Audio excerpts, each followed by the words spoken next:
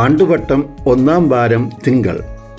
തിരുവചനം: സമയം സമാഗതമായി, ദൈവരാജ്യം സമീപിച്ചിരിക്കുന്നു, പശ്ചാത്തപിച്ച് സുവിശേഷത്തിൽ വിശ്വസിക്കുവിൻ. മാർക്കോസിൻ്റെ സുവിശേഷം 1:15. യേശുവിൻ്റെ ശിഷ്യത്വത്തിലേക്ക് നാം കടന്നു വരുവാൻ യേശു വയ്ക്കുന്ന നിബന്ധനകൾ: പാപബോധം ഉള്ളവരാകണം, പശ്ചാത്തപിക്കണം, ഒരു പുതിയ സൃഷ്ടിയായി നാം മാറണം. സമയം സമാഗതമാവുന്നു എന്ന് യേശു പറയുമ്പോൾ പശ്ചാത്താപം മാറ്റിവയ്ക്കുവാനുള്ളതല്ല, ഇന്ന് ഇപ്പോൾ നടക്കേണ്ടതാണ് എന്നുകൂടി യേശു അർത്ഥമാക്കുകയാണ്. പൊക്കം കുറവായിരുന്ന സക്കേവൂസ് അവസരം നഷ്ടപ്പെടുത്തുവാൻ തയ്യാറല്ല, സമയം നഷ്ടപ്പെടുത്തുവാനും തയ്യാറല്ല.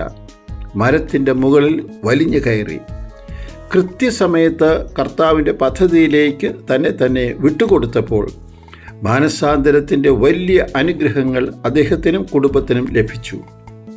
പൗലോസ് അപ്പോസ്തലൻ കൊറിന്തോസുകാർക്ക് നൽകുന്ന സന്ദേശം, 2-ാം ലേഖനം 6-ാം അധ്യായം 1-2 തിരുവചനങ്ങൾ: നിങ്ങൾക്ക് കൈവന്നിരിക്കുന്ന ദൈവകൃപ വ്യർത്ഥമാക്കരുത്.